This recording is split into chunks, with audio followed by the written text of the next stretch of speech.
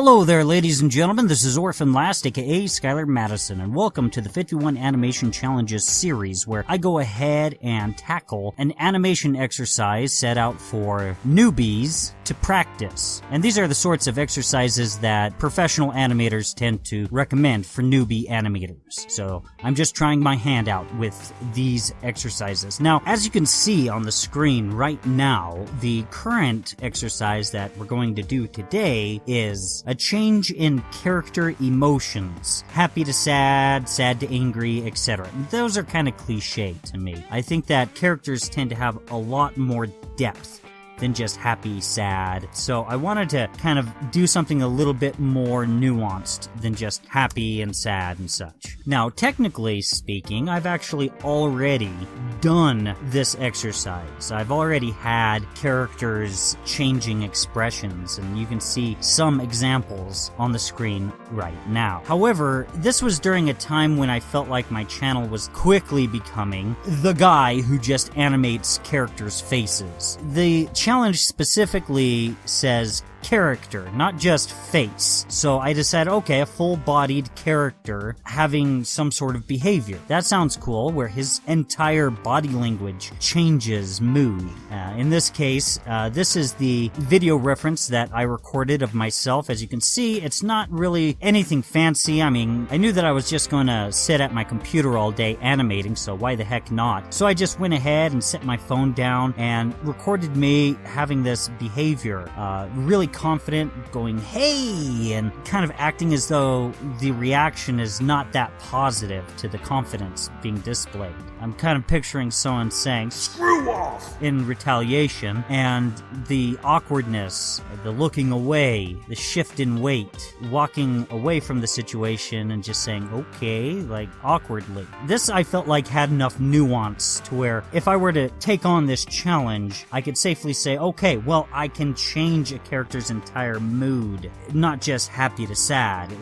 Those are kind of extreme emotional changes. It's not very often that a character's like, ha ha ha ha, and then it just doesn't make sense to me. So I wanted to go this route rather than try to do something that's just kind of bizarre. Now, while making this video, inside of my editing software, I realized there's a problem that I need to address later on. Let's say you have a 1-second animation, and you want to have a video reference for that 1 second. Let's say your camera is capturing the footage at 30 frames per second, okay? And then you dump that into OpenTunes, and your scene is set to 24 frames per second. Well, regardless of if you just wanted to have 1 second of a video reference, OpenTunes will dump the entire 30 frames in. It won't just interpolate 1 second in a 24 frame per second sort of interval, and then just dump 24 frames into your X sheet or timeline. It'll dump the entire 30 frames in.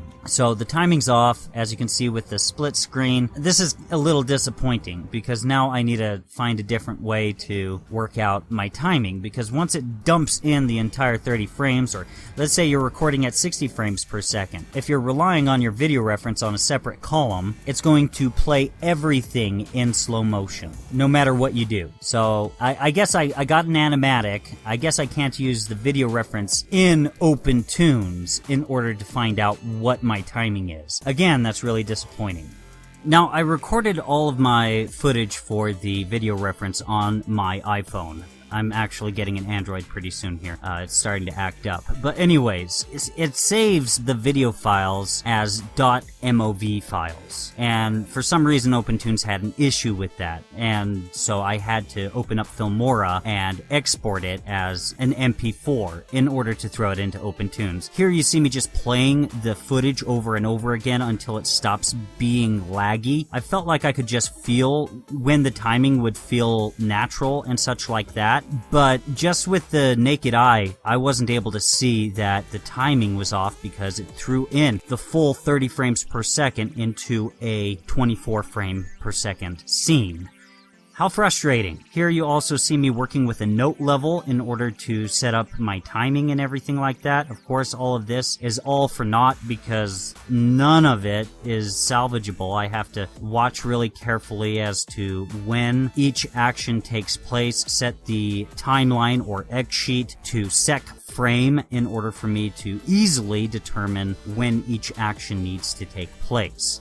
One thing that I noticed about note levels is that you can actually have something semi-descriptive in your note level notes, and you can just hover your mouse over each note and it'll have a little mouse over of what you typed down. This doesn't mean I'm going to write the next best-selling novel in a series of note levels, but it's still best to keep it really simple, but that was a nice little realization I had when using a note level this time around. Now, this is the first time that I've used a video reference, so I did a number of things kind of oddly, and looking back at my experience and using it, I did do a number of things a little bit differently. First of all, Milt Kahl is considered to be one of the greatest animators who ever lived, if not the greatest, and I don't have the direct quote in front of me, but he said something along the lines of, "I recommend that animators use video references, and personally, I don't keep them in front of me all the time. The goal is to study your video reference so well that you don't need it anymore once you sit down and put your pencil to paper." Now, don't get me wrong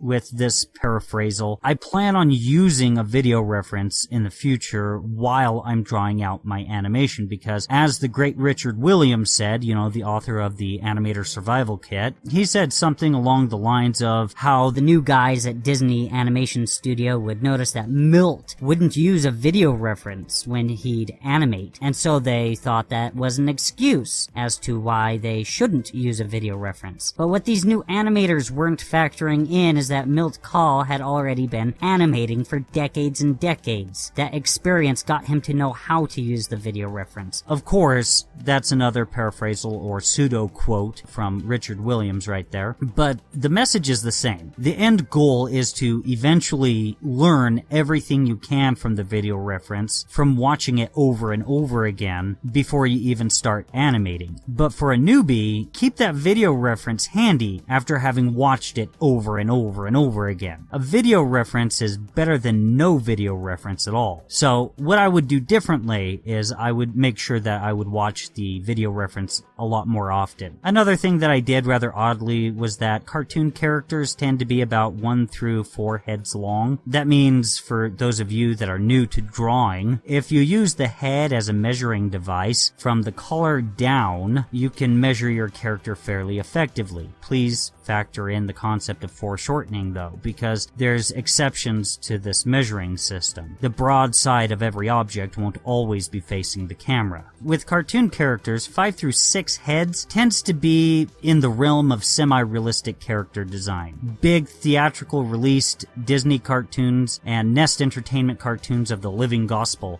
tended to use 5 through 6 head-long characters. For me, I'm so used to copying whatever a reference is that I did the full 8 heads length of my body, or whatever. I've never really studied how many heads my body is. I was just trying to copy exactly what was on the video reference. This time around, I wanted to completely avoid anything that could resemble a rotoscope. Personally, I don't see anything wrong with rotoscoping a stick figure doing all the motions and using the animate tool to stretch and skew the character into the proportions you want on various different levels and such like that. In fact, it might be a speed boost. Some people might call this approach cheating, but animation is really expensive and it takes forever. Personally, in the future, I think I'd be willing to take any speed boost where I can take it. But for this time around, I decided that I wanted to draw out my animation separately from that true-to-life video reference. Because I took this approach, I drew out a number of reference lines on the video reference on every frame that I decided would be a keyframe. At first, I primarily focused on what's called the line of action. Think of the weight distribution of a character as a blade of grass waving in the wind. But this blade of grass is tied to a mole moving around and digging all over the place in the ground, so this blade of grass can move its location. With this sort of visualization, you can sort of treat humanoid characters with a really basic rough animation with just this concept of a moving, waving blade of grass. Just with one animated line, you can make a really super rough animation. From keyframe to keyframe, you'll see me draw on the video reference for the angle of the shoulders and hips so I can get a better understanding of the pose. Sometimes I draw a stick figure line from the shoulder down towards the hand and draw out a blocky shape for the hand. This is to help me understand when foreshortening is taking effect and also to identify the differences from the keyframe I just finished drawing to the keyframe that I'm currently working on. One thing that I wish I did a little bit more often, and I plan on doing it more often in the future, is to scrub through the movement from one keyframe to the next more often, just over and over again. This sort of thing helps to realize when the weight distribution is going from one leg to the other. It also helps to understand where the knees are pointing. I suppose I could have bought a leotard and that would have been a better reference, but I'm a little overweight and I'd look stupid in one of those. Even skinny people look ridiculous in leotards. But watching me wear one would be kind of like watching Chris Farley in a tutu performing ballet. On an unrelated note, you guys might have noticed that I walk a little oddly. It's because of the ATV accident I got into in 2008. One of the many bones that I broke was my femur right next to the ball joint, so I walk a little oddly. But I won't dwell on that for too long. I would most especially recommend that people use video references more often, especially because of what I call the 2D animation syndrome. There was this cartoon that was a perfect example of that, and it was actually on Netflix, but for the life in me, I can't find it. It looked like some newbie Newgrounds animator made it to the big time with this science fiction TV series. It had all the potential to be pretty cool, but not only was the story something that I'd imagine a 12-year-old writing, and not in the Aragon book series sort of way, but all the characters in nearly every single scene moved the same. In 2D animation, it's much easier to get your characters to move from left to right, or from right to left, and most of the time you see the characters from the profile view, rather than straight ahead, straight on. So if the visuals of this little TV series on Netflix, if it looked appealing, I would have continued watching, regardless of how terrible the script is, because I would like to support the little guy. But every scene was the same. Whenever a character would walk around, it'd nearly always be from a profile view, as if watching a side-scrolling video game. All that made me want to do was play Hollow Knight for a few hours, or the original NES Mario. So it's really important that when you're actually producing a cartoon and you want to make it super professional, it's really important that you have good camera angles, and video references to match them is pretty important. Now, it's tempting for a newbie animator to ask something like, well, if I'm just going to pull out my camera, then why wouldn't I just film a movie with my friends instead of animating it? And my answer comes in the form of a list. Number 1, animating is fun. Number 2, you can play the part of every character in every scene. Not just with video references, but also in the voice recording process. Yes, Audacity has a few voice altering effects, but if you have some better audio editing software, you can alter the voices even more and produce more voices. But on Steam, more than all this, on Steam, the online store, typically for video games, but they have this software section. If you go into the software section and look up a program called MorphVox,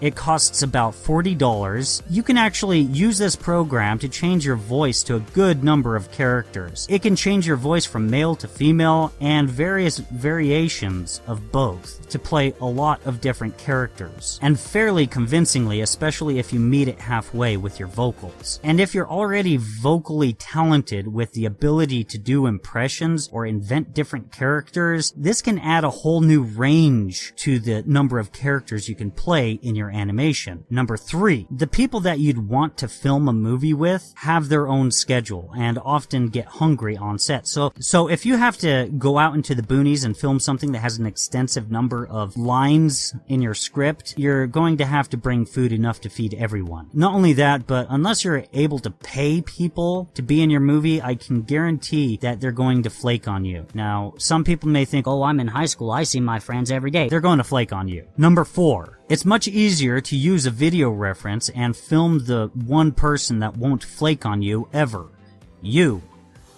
Now, when using this video reference, it was really nice to be able to have something to look at to help guide me in having a character do a little bit of a walk cycle towards the camera. That's something that I wouldn't have been able to visualize very well without the video reference. Now, inside of this video specifically, with the content that I drew for this video, I was mainly focusing on keyframes where the character is having emotional actions and reactions. In the next video, I'm going to focus a lot more on the walk cycle itself. But I feel like with the animatic that I have, the walk cycle is somewhat understandable.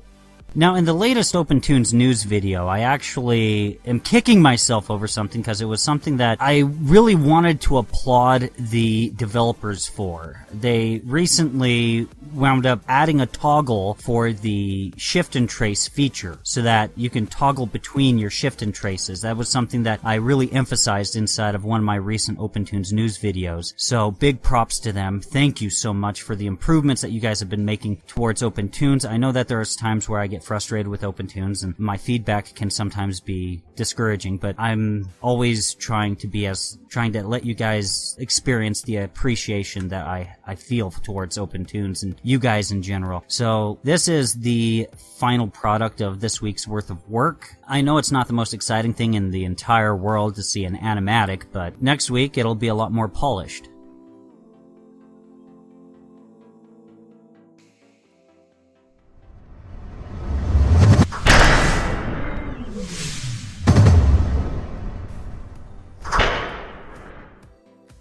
Anyways, guys, that pretty much concludes it for this video. If you guys enjoyed it, please like, share, and subscribe. And if you guys would like to get more notifications from me, feel free to click on the bell. And if you guys would like to see more content from me, feel free to click on any of the things that are appearing on the screen right now. Thank you very much for your time.